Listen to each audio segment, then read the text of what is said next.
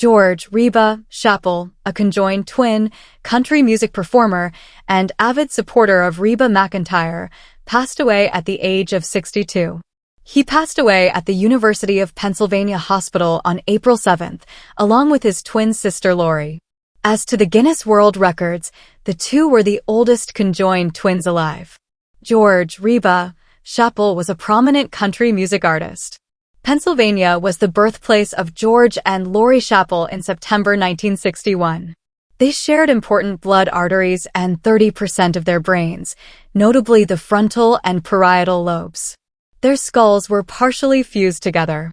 The twins each had a unique personality and a strong desire to live separately.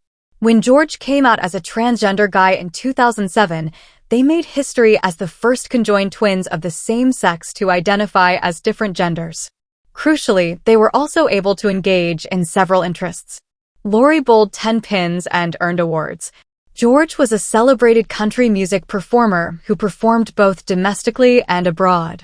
He won the Best Country Artist LA Music Award in 1997. George was a lifelong fan of Reba. George used to go by Reba since he thought it was ironic that their names rhymed, and he was inspired by Reba McEntire. In one scenario, there's even a life-sized cutout of the fancy vocalist in George's chamber.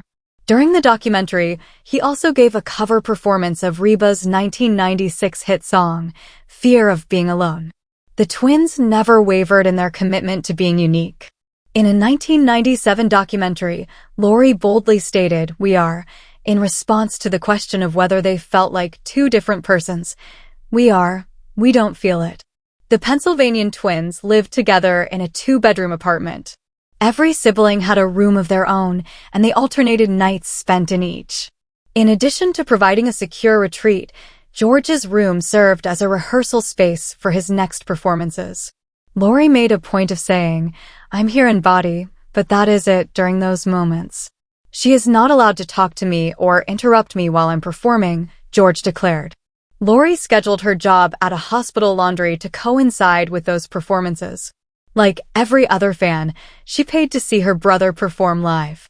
Despite their strong desire for uniqueness, the conjoined twins' relationship was obviously indestructible. George insisted that, even if they could separate, they wouldn't want to in the 1997 documentary.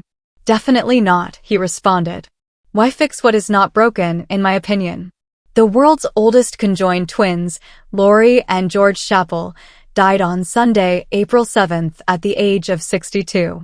After George came out as transgender in 2007, the twins made history in a number of ways, including becoming the first conjoined twins to identify as different genders. Born in West Reading, Pennsylvania, on September 18, 1961, Lori and George had their skulls fused together.